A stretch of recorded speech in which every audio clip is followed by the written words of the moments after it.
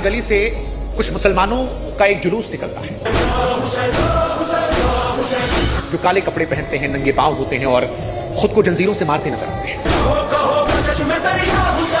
ये मुसलमान उस आदमी के लिए रो रहे होते हैं जिसे मरे हुए 1400 साल हो गए, जिससे कब्र हिंदुस्तान से 3000 किलोमीटर दूर है। लेकिन सभी मुसलमान नहीं होते, क्योंकि हर मुसलमान इस जलसे का हिस्सा नहीं होता। और फिर मन में सवाल आता है कि कौन से मुसलमान इस जुलूस का हिस्सा है, कौन से नहीं है। इतिहास हमेशा जीतने वालों का होता है ऐसा कहा जाता है,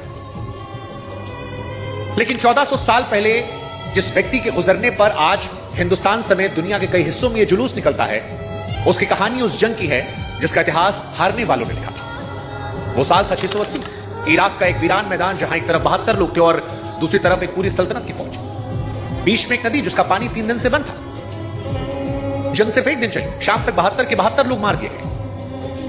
अगर जंग के हिसाब से देखें तो यह पूरी हार थी, लेकिन 1400 सालों बाद जिस बादशाह ने वो जंग जीती, उस बादशाह का नाम कोई अपने बेटे को नहीं देता, कोई मुसलमान। और जिसने जंग हारी, उन हारने वालों के गम में करोड़ों लोग सड़कों पर उतर जाते हैं। अब सवाल कि वो कौन सी हार थी जो जीत से बड़ी हो गई? वो कौन सी जंग थी जिसने दुनिया के दूसरे सबसे बड़े मजहब को हमेशा के लिए शिया और सुन्नी में बांट दिया?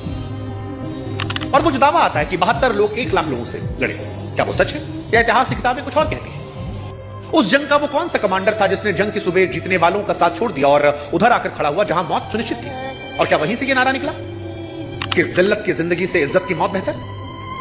और सबसे बड़ा सवाल कि जब मैदान में तलवार उठाने वाले हर मर्द को मार दिया गया, तो फिर हारने वालों की कहानी लिखी किसने? जवाब में एक जंजीरों में बंधी औरत का नाम आता है और उस औरत का किस्सा इस जंग से बड़ा है।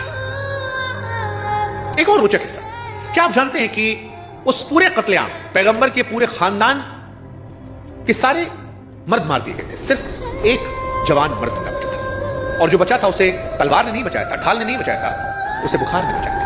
अब सवाल कि भला बुखार किसी की जान कैसे बचा सकता है? आज समझेंगे आज